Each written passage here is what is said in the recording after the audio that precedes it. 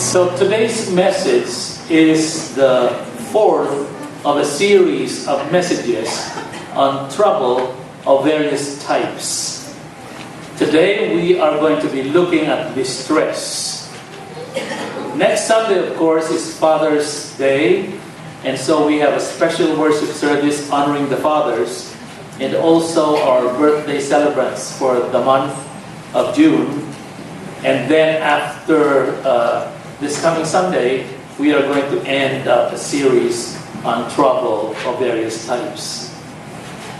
John Donne, a 17th century writer, a poet, experienced great pain in his life. You see, he married the daughter of a lord who was disapproving of him. So as a result, he was fired from his job, and he will no longer be assistant to the Lord Chancellor. He was also forced to separate from his wife, and listen to this, he was locked in a dungeon. This is the time when John Donne wrote the succinct line of despair. He wrote, John Donne, D-O-N-N-E, Anne Donne, undone.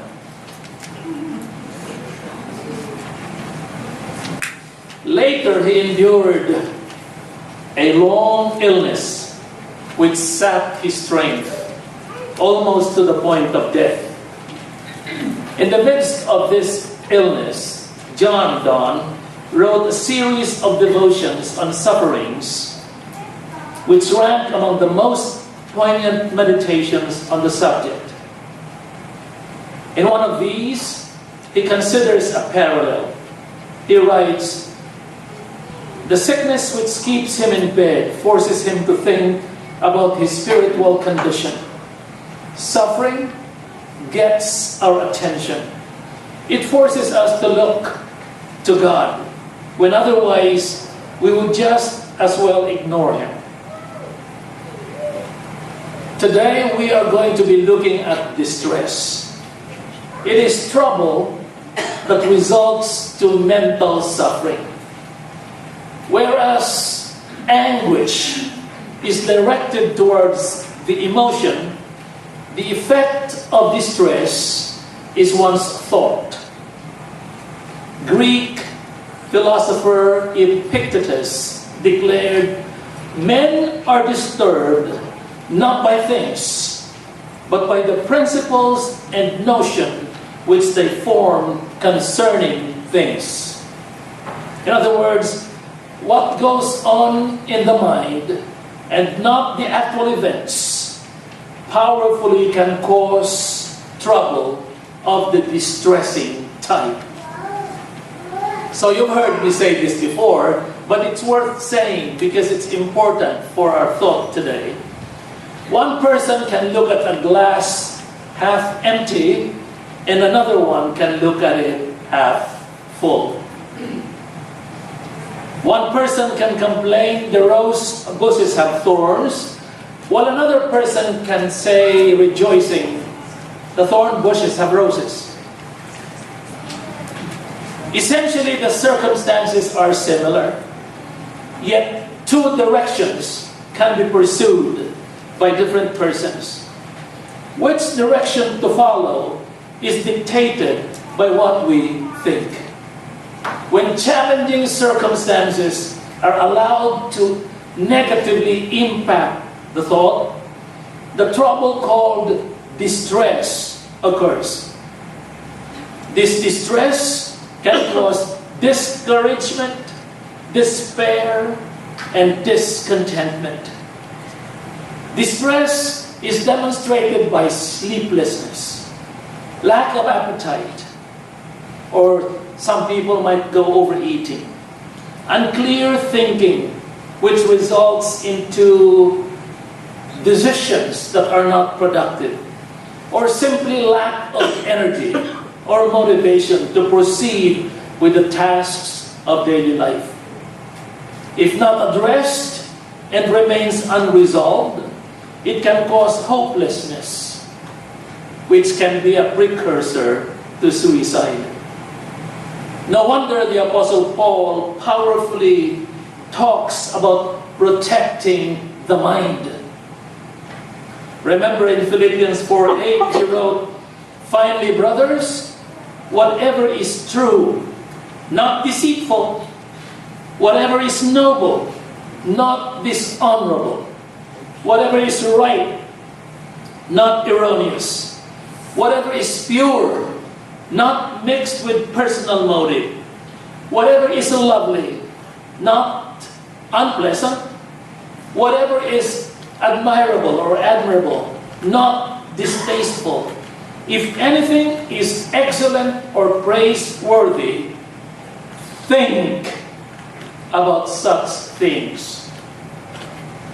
When the mind goes unregulated with excellent and praiseworthy things, it can cause distress. And so our main text today is Psalm 25 verse 18. Let's read this very short verse all together. "Look on my affliction and my distress, and take away all my sins." So here is an important thought that I'd like for you to remember. Christian disciples will experience distress. Do not ever think that you will not have any experience of a distressing type at all. The example of David is enough to believe it could happen to the best. The earlier we accept this, the better for our wholeness. And I'd like to share 3 truths regarding distress today. And I'll be borrowing from few passages in the scriptures to support this. First, distress correlates with disobedience. And I'd like for us to look at Deuteronomy 4:30 and Lamentations 1:20. David asks God to look at his distress and to take away all his sins. There is a strong relationship between distress and disobedience. I say disobedience because disobedience is primarily the definition of sin. They can cause each other, or they can be results of each other. Disobedience can cause distress, and distress can cause disobedience. They tend to feed upon each other. And 2 examples from the Old Testament will support this. First is found in Deuteronomy 4:30. So let's read Deuteronomy 4:30. "When you are in distress, and all these things have happened to you, then in later days you will return to the Lord your God and obey Him." The verse is part of the chapter which deals with the exhortation to obey the law and to resist idolatry. So for those of you who are interested to read Deuteronomy chapter 4, starting from verse 1 until verse 8, we see the purpose of the law explained. It is crucial that Moses exhorts the people of God to obey the law so that they will have full enjoyment of life, and for Israel to maintain moral and spiritual uniqueness that will draw other nations to God.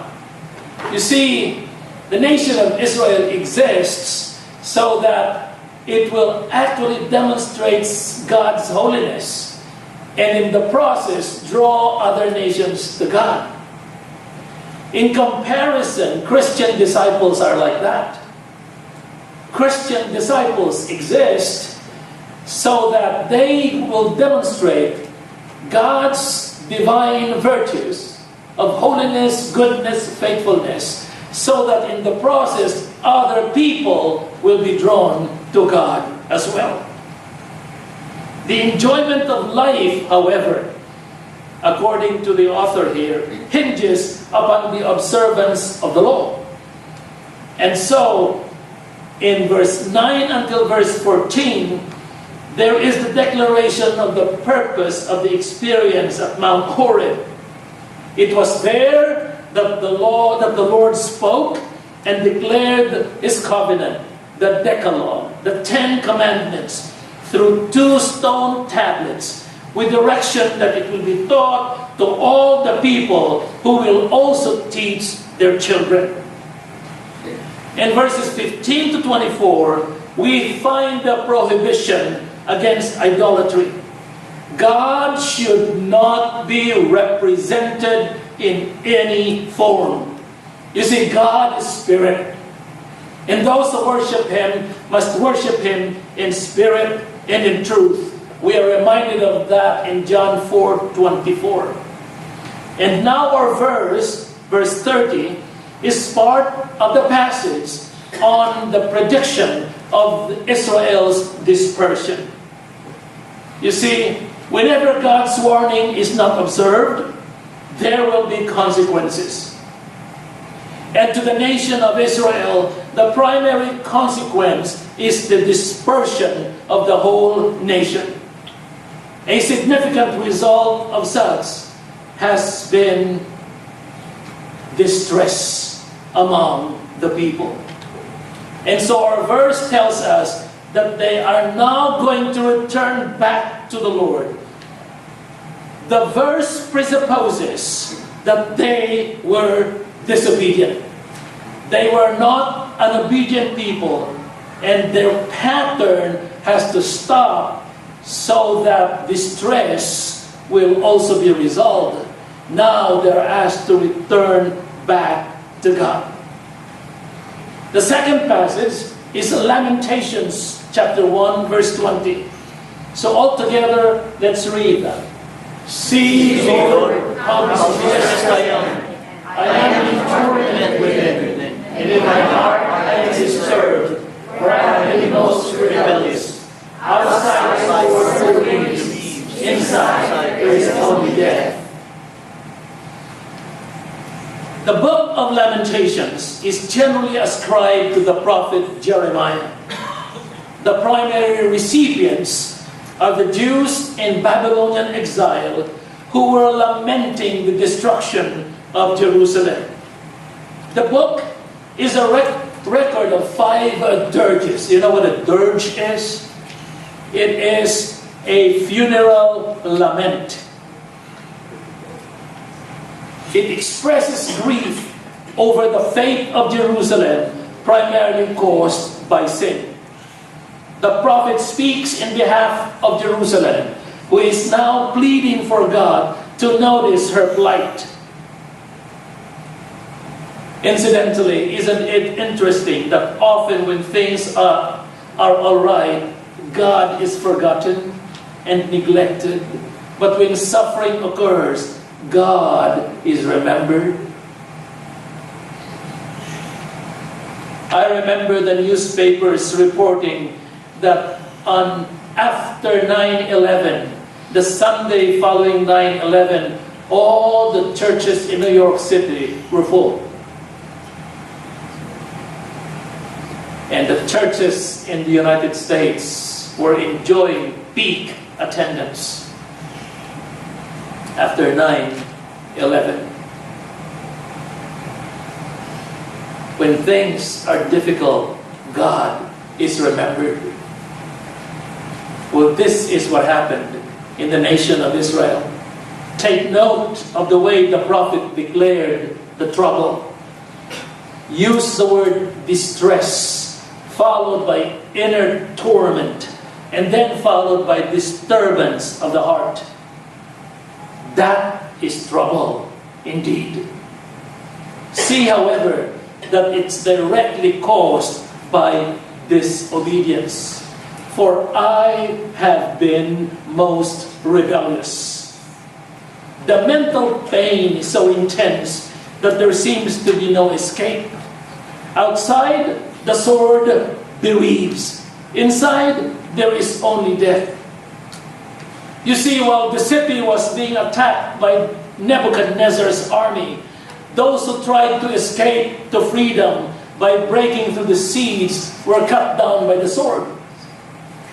Those who remained in the city faced starvation and plague, which surely results to death. And so there is a sense of entrapment. And by the way, entrapment is a major component that makes distress unbearable. So people talk about, I am in between a wall and a rock. I am trapped.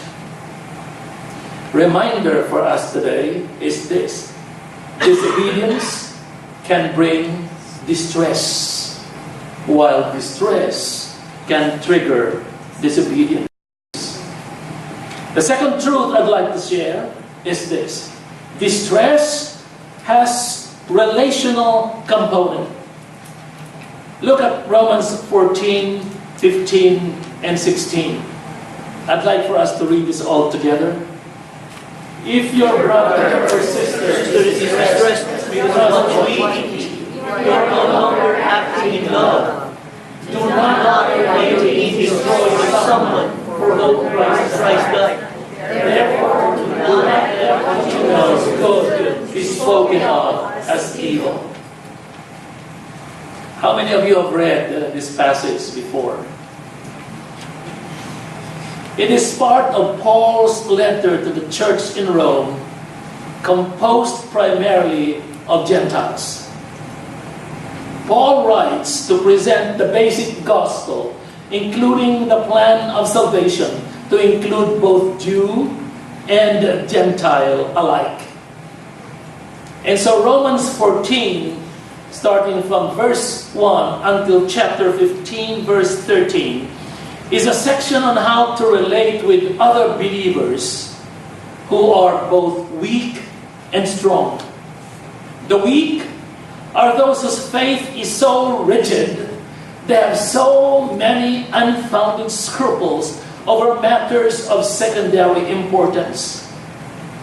In this context, more often, he would be a converted Jew who still has scruples over eating non-kosher food or working on Saturdays. The strong, on the other hand, are those who have reached maturity of faith and walk in full enjoyment of Christian liberty. They base their behavior in the general teachings of the New Testament, particularly regarding all foods to be clean when received with thanksgiving. 1 Timothy chapter 4, 4 and 5. Believers with weak conscience may have qualms about eating pork or any other meat for that matter. Oh yes, seafood too, with scales. Therefore, they may decide to become vegetarian. Also, some Jewish Christians look at the Sabbath day as a day of obligation. They have prohibition of doing work on a Saturday. In that sense, they esteem one day above another day. Romans 14, verse 5. The maturing ones, however, did not look at one day as secular and another day as sacred. To them, all days are sacred. Nowhere in the New Testament are Christians told to keep the Sabbath. And yet, at the same time, there is a deep recognition of the principle of one day in 7. One day for rest after 6 days of work. But whatever your view may be, the principle that we find in the scriptures is this: to be fully convinced in his own mind. In other words, if you believe one or the other, you've got to be convinced.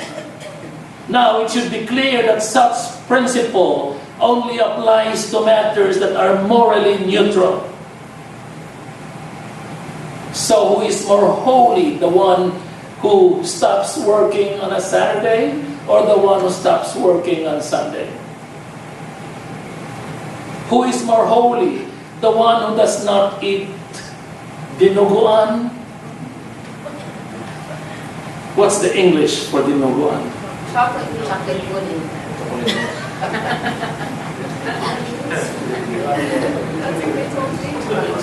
It's a kind of food where you chop the meat and then you put the blood. Chocolate pudding. Chocolate meat.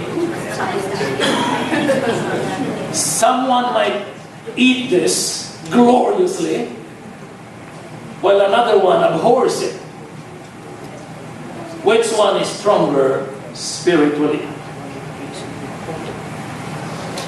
Now, when it comes to the fundamental doctrines of the Christian faith, there is no room for individual opinion. So this is regarding matters which are morally neutral. Okay?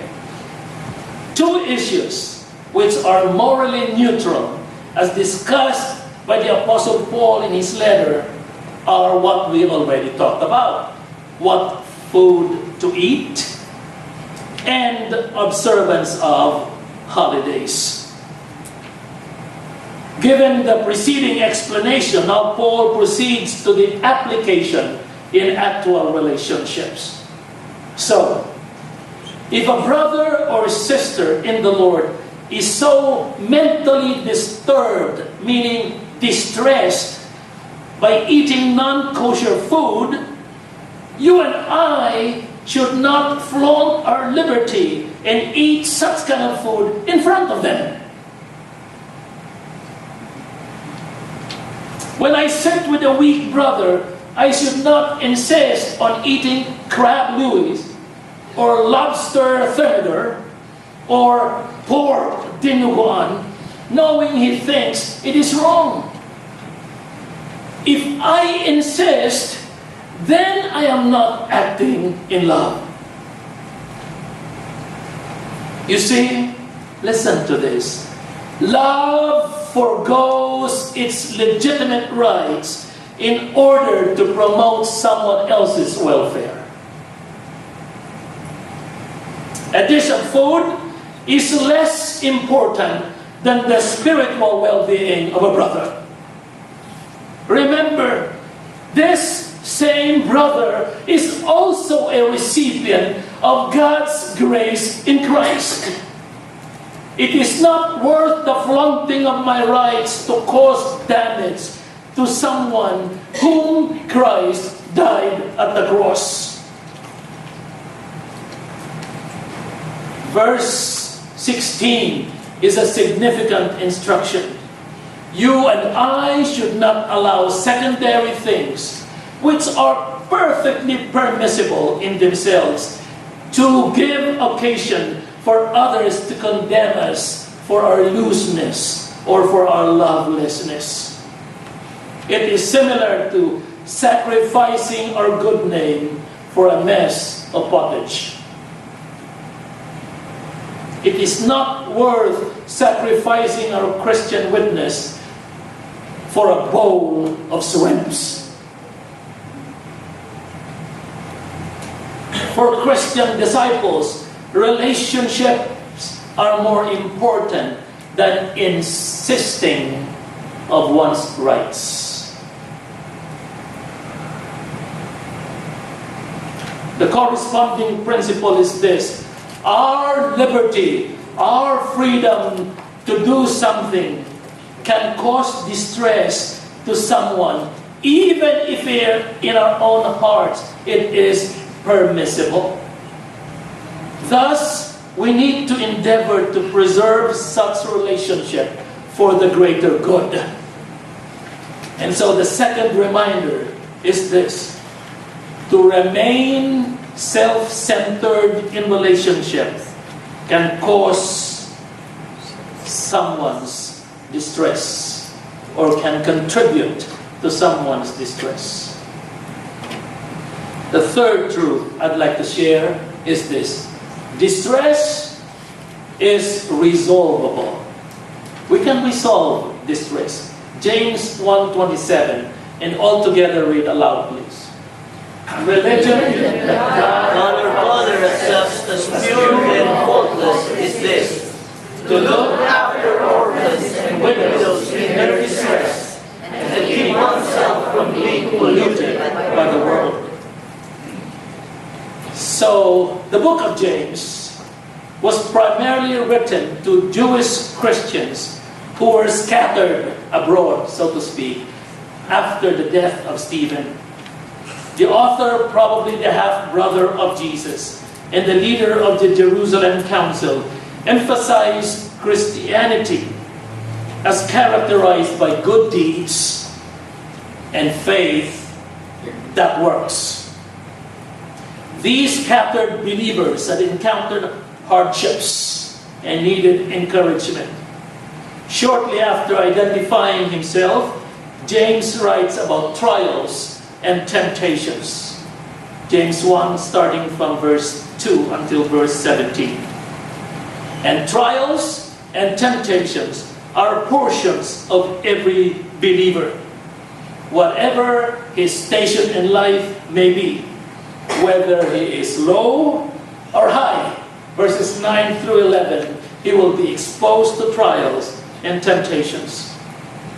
And now the author encourages his readers to take trials as avenues for character development, and against which they should not rebel.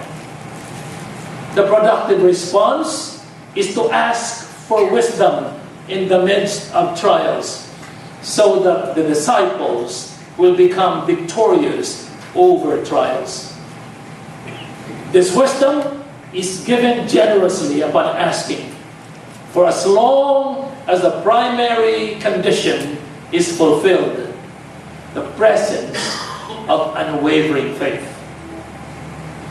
James proceeded to discuss about temptations, verse 13 through 17, as coming from the human heart and not from God. Just as trials can bring the best in disciples, temptation can bring out the worst in them. And then James talks about the anatomy of sin. Desire is entertained until it's fully conceived and gives birth to sin, which results to spiritual death. The point of James is to take responsibility for sin and not to follow the usual route of blaming someone else. Blaming is not going to result to resolution. Taking responsibility is a better route. And our text is part of a section from verse 18 until verse 27, which discusses the role of the Word of God. It outlines the new birth alongside the birth of sin, and how it starts with the word of truth. Out of His love, God brought the word of truth so that we might be a kind of first fruits of His creatures. The first fruits are in reference primarily to Jewish Christians who preceded many others in the faith. They were offered to God in gratitude and in recognition that all comes from Him. How can we become first fruits is the theme of the rest of the section.